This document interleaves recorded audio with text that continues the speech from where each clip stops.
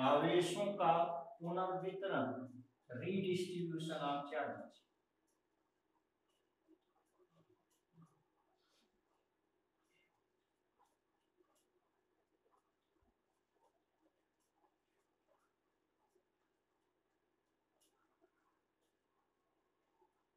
इसका मतलब मान लीजिए क्वेश्चन लेते हैं आज का क्वेश्चन नंबर 2। ये मान लीजिए कि 3 बिंदु हैं ए बी सी। ए पर 5 कूलम माइक्रो कूलम, बी पर ऋण 3 माइक्रो कूलम और सी पर 7 माइक्रो कूलम का आवेश चित्रानुसार स्थित है। A B C 5 micro coulomb, यहाँ 3 माइक्रो कूलम और यहाँ 7 माइक्रो कूलम का आवेश स्थित है। सबसे पहले ए और बी, हाँ याद रखिए रीडिस्ट्रीब्यूशन ऑफ चार्जेज में एक इंपॉर्टेंट बात है कि यह पॉइंट चार्ज के लिए सत्य है और सेम डायमेंशन के लिए सत्य है। ये इंपॉर्टेंट है, इसको आप ध्यान रखिए। पॉइंट चार्ज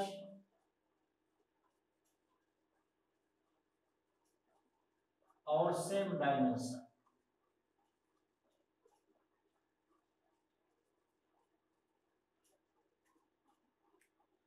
ये याद रखिए। पॉइंट चार्ज तो आप सुने ही है, सेम डायमेंशन का हुआ इसकी रेडियस, इसकी लंबाई, चौड़ाई, मोटाई, ऊंचाई सब बराबर होनी चाहिए। तो हम यहाँ गोला कंसीडर करेंगे तो मान लीजिए कि रेडियस की बात हम कर रहे हैं। क्लियर? चलिए अब यहाँ देखिए, सबसे पहले ए और बी को आपस में स्पर्श कराया गया, इसके बाद फिर उसी स्थान पर रख दिया गया। दूसरी क्रियाकलाप में अब बी और सी को स्पर्श कराया गया और फिर उसी स्थान पर रख दिया गया जहां बी और सी पर थे। अब इसके बाद बिंदु बी पर वैद्युत बल, परिणामी वैद्युत बल निकालना। सवाल समझ गए? आपसे कहा गया पहले ए और बी को स्पर्श कराए, अपने स्थान पर रख दी, फिर बी और सी को स्पर्श कराए, उनको अपने स्थान पर रख दी, फिर बी पर लगने वाला परिणामी बल चाहिए। क्लियर? अब यहां आपसे हम बताएं, जब सेम डायमेंशन है तो जब इन्हें स्पर्श कराया जाएगा तो आवेश दोनों पर बराबर बराबर बढ़ जाएगा। बराबर बराबर मतलब माध्य जिसको आप कहते हैं। जैसे एक पर 5 माइक्रो कूलम, दूसरे पर 10 माइक्रो कूलम आवेश, इनका माध्य 5 धन 10 15/2। माध्य तो आप सुनिए ही 7.5। तो ऐसे यहाँ भी हो। तो पहले ए और बी को स्पर्श कराएं,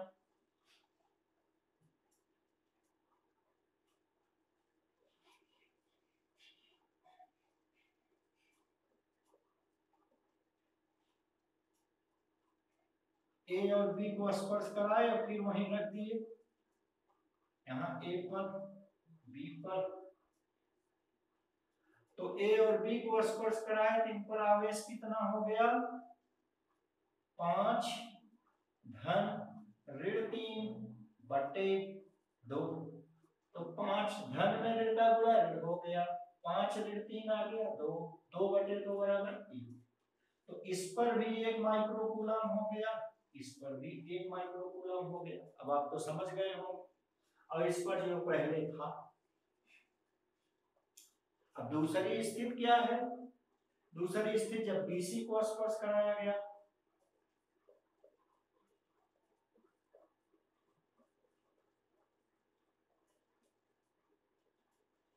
फिर वही स्थिति देखिए, अब फिर वही स्थान पर रख दिए ए बी सी। जब बीसी को स्पर्श कराया होगा तो क्या आवेश दोनों पर वितरित हो गया होगा? 1 और ये 7, तो 1 धन 7/2 अर्थात 4 माइक्रो कूलम। तो 4 माइक्रो कूलम इस पर हो जाएगा, 4 माइक्रोकूलम इस पर हो जाएगा, 1 माइक्रोकूलम इस पर, ठीक है। अब आप बिंदु बी पर परिणामी बल निकालिए। तो सबसे पहले आवेश के कारण निकालिए, इस पहले आवेश के कारण बी पर बल, फिर दूसरे आवेश के कारण बी पर बल, इसको पहले आवेश इसको दूसरा आवेश मान लीजिए, नहीं तो ऐसे ही।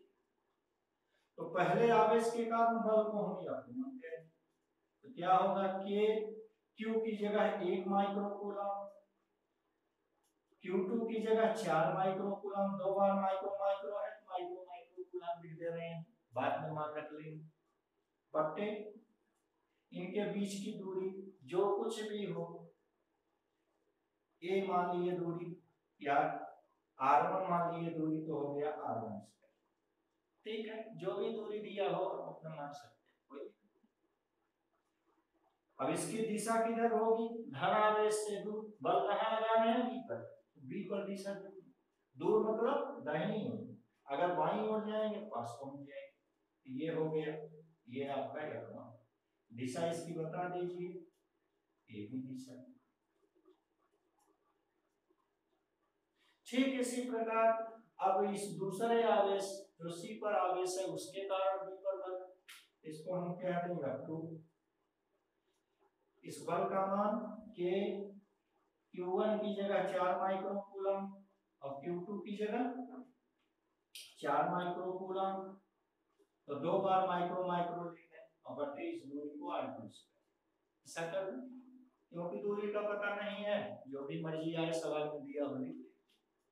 इसकी दिशा धन आवेश से दूर, बल कहाँ है बी पर, तो बी पर दिशा दिखाएंगे, दूर मतलब दाएं जाएंगे पास हो जाएगा, बाएं है,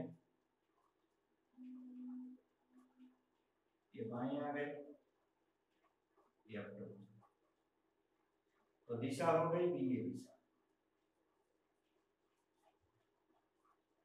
ये समीकरण 2 हो गया, ये समीकरण 1 हो गया। अब आप देखिए, चूंकि दोनों बल एक ही रेखा पर लगे हैं, दिशाएं विपरीत हैं, देखने से स्पष्ट, तो परिणामी इनका अंतर होगा ज्यादा, में से कम को घटा दीजिए, दिशा किधर होगी, बड़े बल की ओर होगी, तो परिणामी बल F बराबर अब इसमें देखने से लग रहा बड़ा 4 चौक 16, दूसरा बल बड़ा है, तो F2 माइनस F1, ठीक, F2 माइनस F1, दिशा किधर होगी, F2 की ओर, अर्थात C से A की ओर या B से A की ओर, B A दिशा बाईं ओर, ये समीकरण 3 हो। मान चाहे तो रख सकते हैं, रख लीजिए, परिणामी बल F बराबर F2 का मान, K का मान को आप इसमें देखिए, मान रखिए K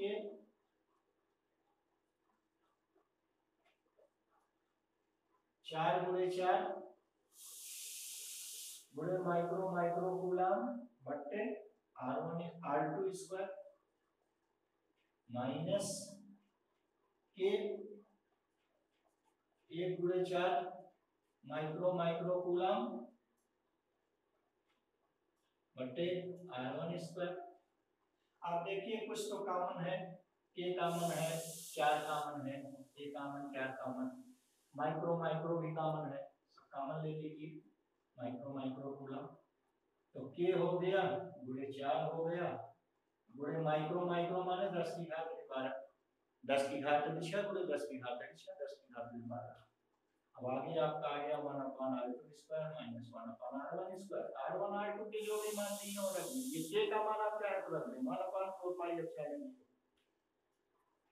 K की जगह 1/4 पाई एप्सिलॉन 0 और इसी जगह 9 गुणे 10 की घात 9, ये मान आप चाहे तो रख दें, तो परिणामी बल F बराबर आ जाएगा 9 गुणे 10 की घात 9 गुणे 4 गुणे 10 की घात 12। अब अंदर यहाँ तो अभी 4 बचा है, तो ये हो गया 4 बटे r2 स्क्वायर ऋण 1 बटे r1 स्क्वायर। अब r1 r2 का जो भी मान दिया जाए 1 सेंटीमीटर 2 सेंटीमीटर रख दीजिए, आपको आ जाएगा। क्लियर हो गए, चलिए एक वैरायटी और, अब force in vector form, vector के रूप में फोर्स को हम दिखाएंगे यहाँ। चलिए एक नए सवाल से इस कॉन्सेप्ट को देखते हैं।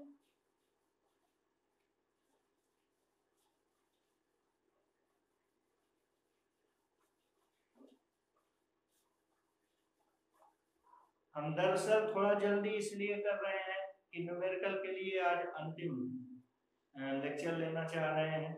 अब कल से आगे पढ़ाएंगे गॉस।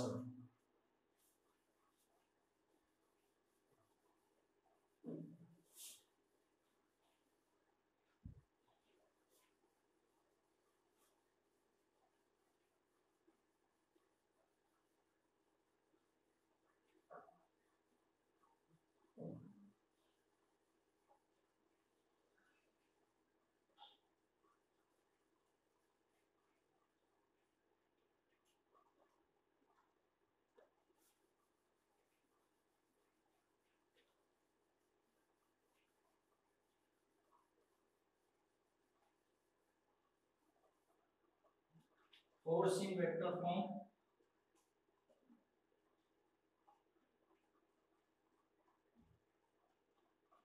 मान लीजिए कि दो बिंदु हैं, एक तो मूल बिंदु है, मूल बिंदु मतलब 0 0 0, और दूसरा बिंदु है 2 2 1। ये बिंदु ए है, ये बिंदु बी है। यहाँ पर मान लीजिए 3 माइक्रोकूलम आवेश है, यहाँ पर 5 माइक्रोकूलम आवेश है, ऋण 5 माइक्रोकूलम। ठीक, ये आवेश है। अब आपको ये बताना है कि इन दोनों आवेशों के बीच लगने वाला वैद्युत बल, और भी वेक्टर के रूप में। तो सबसे पहले आप स्थित सदिश निकालिए, दो बिंदुओं के बीच स्थित सदिश। स्थित सदिश निकालने के बाद उनका परिमाण निकालिए, परिमाण निकालने के बाद उनका यूनिट वेक्टर एकांक सदिश निकालिए, क्योंकि अगर मापांक में वो एकांक सदिश का गुणा कर दिया जाए तो फिर सदिश की दिशा का गुणा करने पर पूरा सदिश आता है। ठीक है, फिर से सुन लें। सबसे पहले पोजीशन वेक्टर निकालेंगे, पोजीशन वेक्टर से इनकी दूरी निकालेंगे स्थित सदिश से, और फिर इसके बाद उनका मापांक निकालेंगे, मापांक से यूनिट वेक्टर निकालेंगे, यूनिट वेक्टर निकालने के बाद हम परिमाण में, बल के परिमाण में उसका गुणा कर देंगे, हमको वेक्टर पता चल जाएगा। देखिए कैसे करते हैं। यहाँ पर सबसे पहले तो वेक्टर आर, अंतिम स्थिति, प्रारंभिक स्थिति, ये सब आप वेक्टर में पढ़े हैं। जैसे कोई वेक्टर ए बी है तो वेक्टर ए बी कैसे निकालते थे, बाद वाला नहीं पहले वाला, मतलब ओ बी माइनस ओ ए। ओ बी का मतलब बी की स्थिति सदिश, माइनस ओ ए माने ए की स्थिति सदिश। ये सब वेक्टर में आप पढ़े हैं, अच्छा 11 में हम पढ़ाए थे, वैसे कर लीजिए। तो बाद वाला मतलब 2 माइनस पहले वाला 0 आई प्लस 2 माइनस 0 जे कैप प्लस 1 माइनस 0 ये कैप, ये आ गया। इसको थोड़ा सा हल करेंगे तो 2i plus 2j plus k cap, ये आ गया। ये आपका पोजीशन वेक्टर है। अब इसका मापांक निकालिए, ये समीकरण 1 हो गया। पहला काम आपको ये करना था, दूसरा मापांक निकालिए r। मापांक कैसे निकालेंगे, अंडर रूट आई के गुणांक का वर्ग धन जे के गुणांक का वर्ग धन के गुणांक का वर्ग, 2 का वर्ग 4, फिर 2 का वर्ग 4, फिर 1 का वर्ग 1, 4 4 8 9 9 का वर्गमूल 3 मात्रक, ये आ गया। अब हम यूनिट वेक्टर निकालेंगे, तीसरा number r cap. Unit vector कैसे निकालते हैं, टाइप के द्वारा, r कैप। इसका सूत्र होता है वेक्टर बटे मॉड, वेक्टर r बटे मॉड r।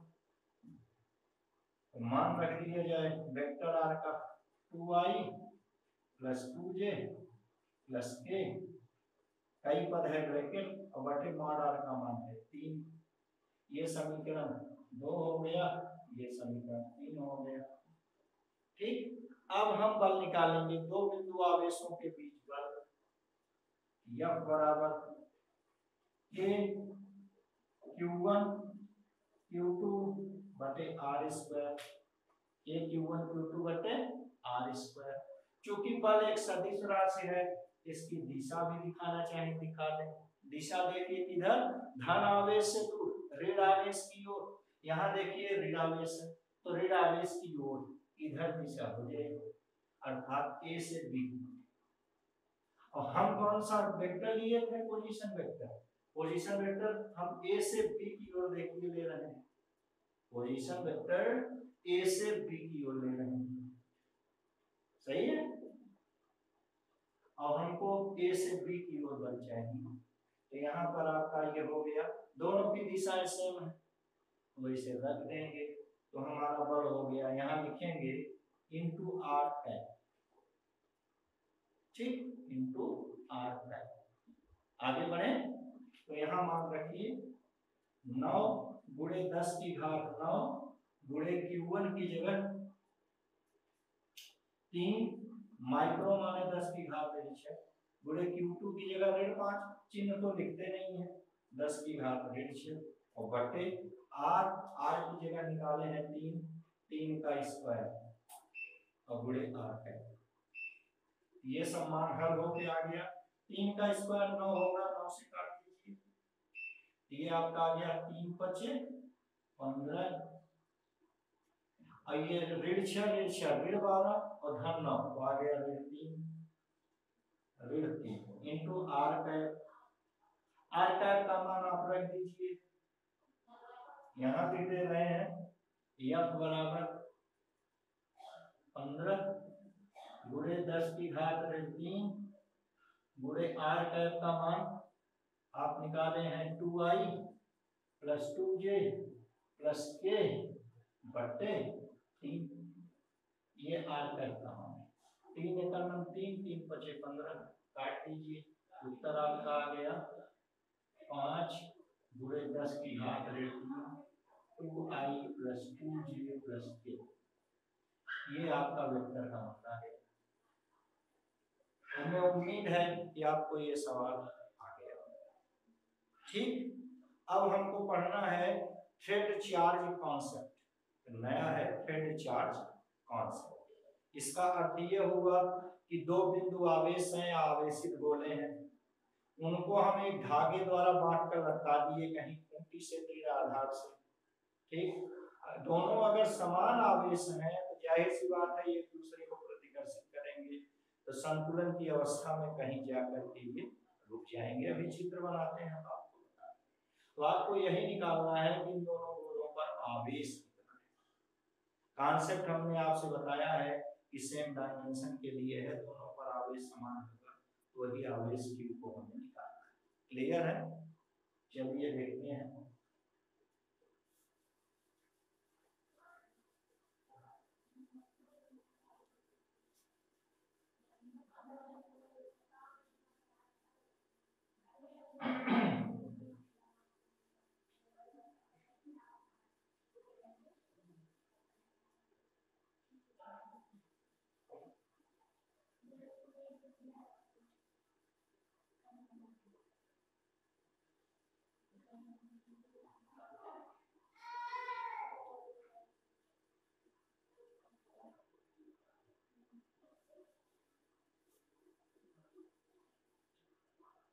आप देखिए, हमको लगता है क्वेश्चन नंबर 4 और होना चाहिए, जो भी हो आप ध्यान दें।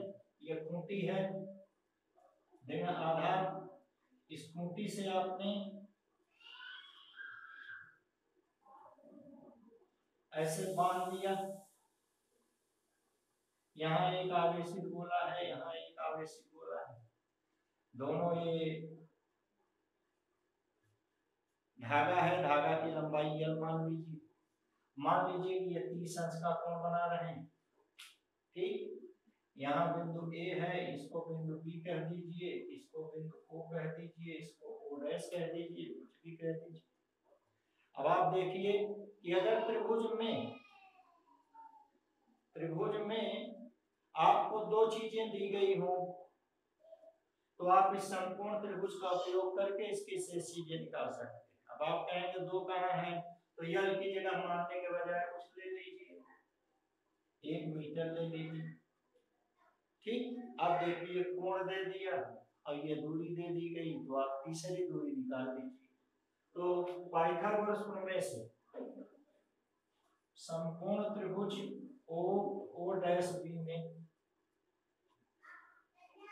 कर्ण का वर्ग बराबर लंब, ये आपको कर्ण है और ये लंब है, कोण के सामने लंब होता है, तो ऐसा करें कि sin 30 लगा दीजिए, ज्यादा आसानी होगी। पाइथागोरस में मत लगाइए, sin 30 डिग्री इक्वल लंब हो गया, इसी का मान आपको निकालना है r, और बटे कर्ण हो गया 1 मीटर, एक का इधर आके जुड़ा हो गया, sin 30 का मान 1/2 बराबर r, तो आपको r बराबर 1/2 मीटर आ। क्लियर है? जब यह 1/2 मीटर है तो यह भी 1/2 मीटर होगा, क्यों?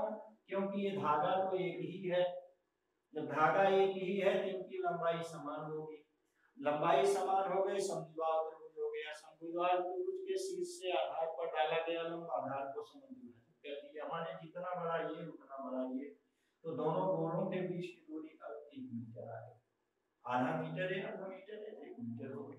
क्लियर है? चलिए, अब दोनों आवेशों के बीच की दूरी आ गई, अब तो बल निकाल सकते हैं। अब आवेश इस पर मान लीजिए आवेश Q है, ये आवेश Q है, आवेशों के बीच बल F बराबर K QQ बटे बीच की दूरी 1 का स्क्वायर। ठीक, ये आ गया।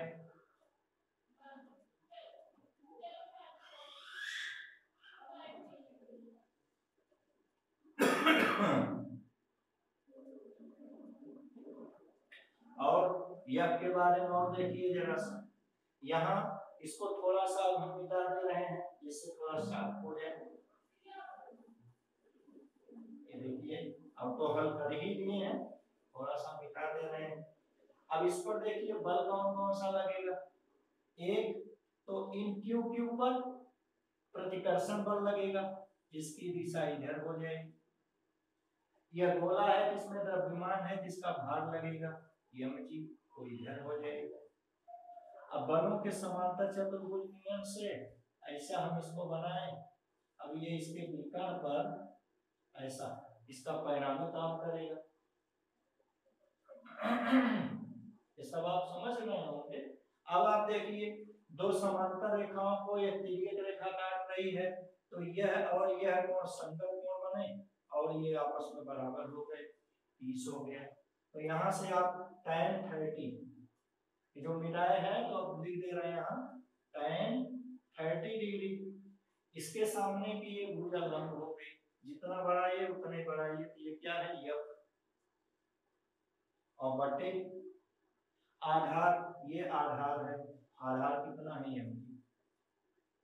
ठीक, अब यहां से F का मान निकालिए, mg tan 30, यहां से F का मान आ गया mg, और tan 30 का मान होता है 1/√3। ओके, अब m का मान जो भी दिया है, मान लीजिए 1 मिलीग्राम दिया है, तो 1 मिलीग्राम लोग करते क्या है, 1 × 10 की घात लिखते हैं, वो गलत है। हमको एमके सिस्टम में सवाल को लगाना है, किलोग्राम बनाना है, 1 × 10 की घात 6 लिखना पड़ेगा। यहाँ लिख दे रहे हैं 1 मिलीग्राम, 1 मिलीग्राम, तो यह मान रखेंगे, यह समीकरण मान लीजिए 1 हो गया, यह समीकरण 2 हो गया, दोनों की आप तुलना कर दीजिए, बायां पक्ष बराबर है तो दायां बराबर हो जाएगा। तो क्या हो गया, a q² बटे 1 का स्क्वायर 1 बराबर, यहाँ आ गया m की जगह 1 × 10 की घात 6 मिलीग्राम था, और × 10 g का मान हो गया बटे का। अब यहां से आप देखिए q² का मान चाहिए, तो 10 × 10 की घात 6, 10 की घात 5 हो गया, बटे का 3 हो गया, और ये बटे k हो गए, और k का मान आपको याद है 9 × 10 की घात 9 होता है। अब इनको हल कर लीजिए, आपका उत्तर आ गया। तो ये आपका आ गया 1/9 का 3, 10 की घात 9 ऊपर गया, 10 की घात 9 हो गया, 9 और 5 14 आ गया। इस प्रकार ये क्यू स्क्वायर का मान आ गया, तो क्यू क्या आएगा, इसका वर्गमूल ले लीजिए, ये 10 की घात है 7 हो गया, और ये 9 का वर्गमूल 3 हो गया, तो ये 3 की घात 1/2 पहले था, एक बार फिर वर्गमूल ले लिए 1/4 हो गया। क्लियर। इस प्रकार से इनके बीच का ये आवेश आपको मिलेगा इतना कूलम। ठीक, इसको भी आप समझ गए होंगे, जान गए होंगे। एक सवाल और लगाते हैं इसी कॉन्सेप्ट पर। मान लीजिए सब कुछ है, यहाँ पर जो 30 अंश दिया था, तो आप क्या किए, दूरी निकाले। ठीक, अब यहाँ पर ये दूरी दिया गया है, आपको ये कोण निकाल करके सब कुछ यही करना है। सवाल समझ गए, यहाँ कोण दिया था, ये दूरी निकाले, उसका डबल किए दूरी है। आपको क्या करना है, यहाँ दूरी दिया है, ये कोण निकाल करके सब कुछ करना है। देखिए कैसे करते हैं।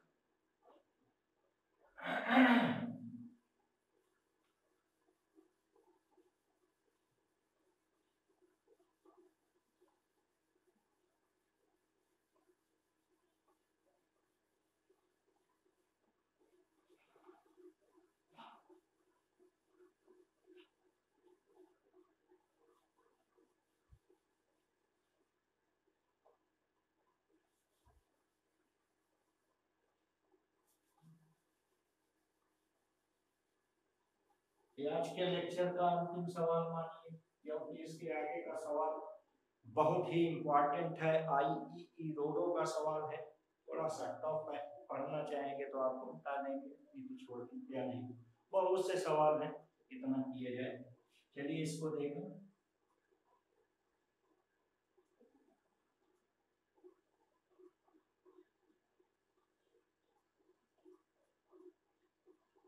मान लीजिए ए है, बी है, यहाँ क्यू आवेश है, क्यू आवेश है, यह ओ डैश है, यह ओ है, इसकी लंबाई 20 सेंटीमीटर है और इसकी लंबाई 1 सेंटीमीटर।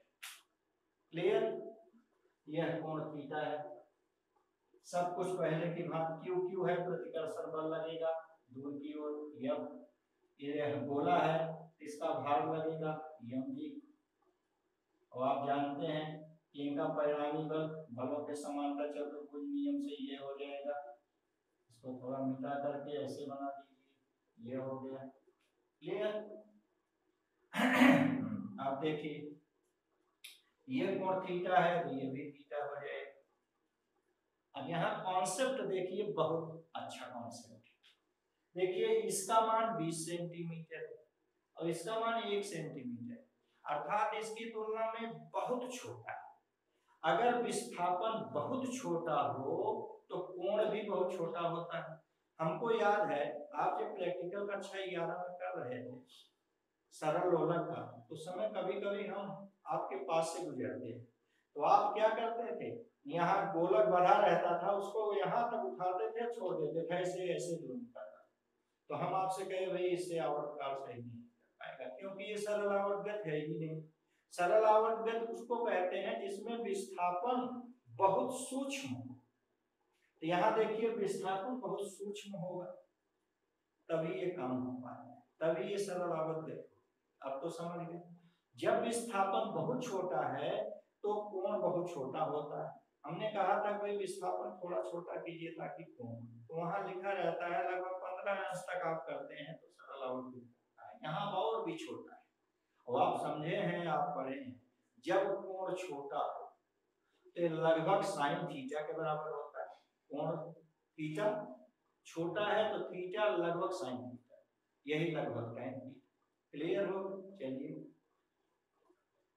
थीटा लगभग tan थीटा, यही लगभग साइन थीटा, और साइन थीटा समकोण त्रिभुज से लंब बटे कर्ण, कोण के सामने ये लंब हो गया 1 और बटे ये कर्ण हो गया 20 सेंटीमीटर बटे सेंटीमीटर दोनों का।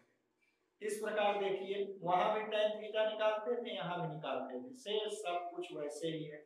अगर आप करें तो यही हम छोड़ दें, आप कर लें हम अगला वाला सवाल बता दें, और नहीं तो फिर तुरंत आपको बता देते हैं। देखिए वहां आपने क्या किया था, tan थीटा इक्वल, ये लंब है यह, और बटे ये आधार है mg, यहाँ से f बराबर mg tan थीटा, क्लियर हो?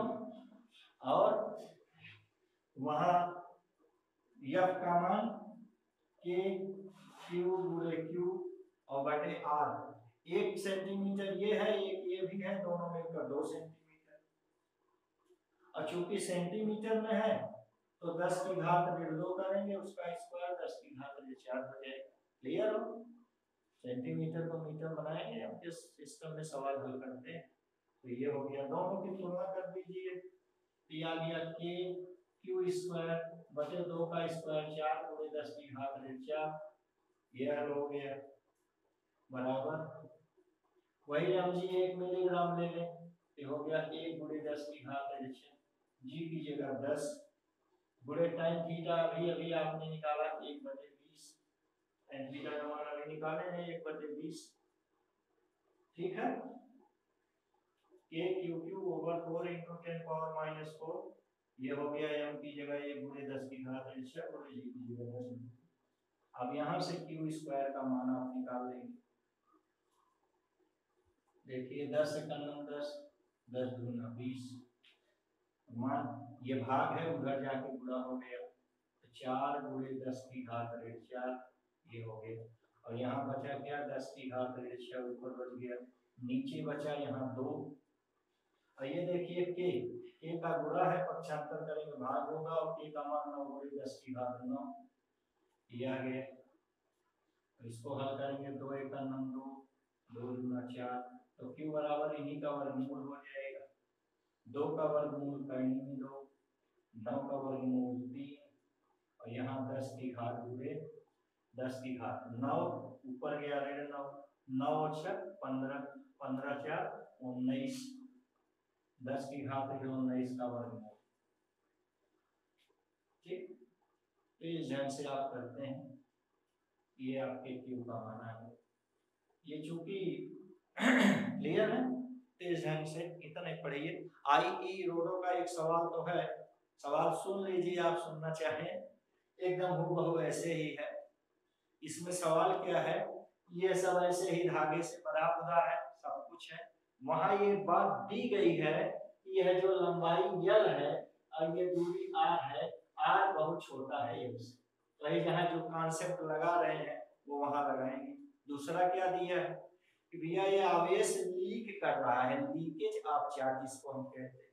जब आवेश लीक करेगा तो आवेश कम होता जाएगा, जब आवेश कम होगा तो प्रतिकर्षण बल घटेगा, प्रतिकर्षण बल घटेगा तो ये धीरे धीरे पास आएगा, चल कर आएगा, तो इसकी वेलोसिटी अर्थात वेलोसिटी ऑफ अप्रोच इसको कहते हैं v, और ये जो दूरी पास आ रहा है तो दूरी तय करके उस r में संबंध बताना, ठीक। ये बहुत ही अच्छा सवाल है, थोड़ा सा अच्छा है इसलिए बताए। आईई रोडो का नाम आप सुने ही होंगे, रशियन ये ऑथर हैं, बहुत अच्छी किताब लिखे हैं। थैंक्स।